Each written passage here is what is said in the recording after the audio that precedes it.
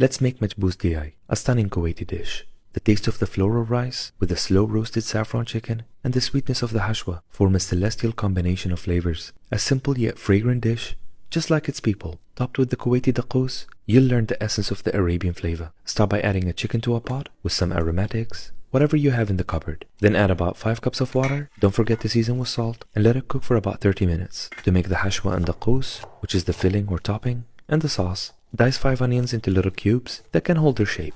A few cloves of garlic, and grate a couple of tomatoes if you don't want any skin in the sauce. Then add 4 of the onions to a pan with no oil and let them sweat their water as much as possible without burning them. That way, the onions will retain their sweetness while adding that toasty caramelized flavor. Once they're nice and soft, add about a cup of sultanas, preferably blonde, but I mixed them a bit. You should also add some chickpeas, but I had none. Season with a pinch of salt, a touch of black pepper, half a teaspoon of cinnamon powder, cardamom powder, and black lumi powder if you have it. Give them a stir and set them aside. Saute the remaining onion and garlic in a touch of olive oil till they're nice and fragrant. Then add 2 tablespoons of tomato puree, the grated tomatoes, and 2 bruised up spicy chilies if you want a bit of a kick in the sauce. Season with a pinch of salt, cover, and let the pot simmer on the lowest heat possible for about 15 minutes. Now, in order to soak up the flavor of the chicken stock and the sweetness of the hashwa, wash 2 cups of the best fragrant basmati rice that you can find, like kanari, the essence of fragrance. Then soak it in hot water for 30 minutes. Once the chicken is ready, mix a couple of spoons of the stock with an optional tablespoon of ghee, half a teaspoon of turmeric powder, black pepper, a pinch of salt, and a few crushed up saffron petals. Place the chicken on a baking tray, brush it with the mixture,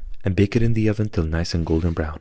Add the rice to the pot with an optional tablespoon of ghee and gently stir it for a minute or two, coating the rice grains with the ghee to give it a shiny finish. Add 2 cups of the chicken stock, or about a centimeter above the rice. Then let it boil for about 5 to 6 minutes, or till you see some holes forming in the pot. That's when you mix half a cup of the remaining chicken stock with a teaspoon of saffron powder and a bottle's cap worth of rose water. Drizzle the mixture on one side of the rice and place the hashwa on the other side. Cover the pot and let it steam on the lowest heat possible for about 15 minutes. Once it's ready, scoop the hashwa and the saffron rice on a separate plate, pour the pot on the main serving plate, top it with the saffron rice, the hashwa, the roasted chicken, serve it with the daqoos. Let your taste buds go on a Kuwaiti journey and enjoy.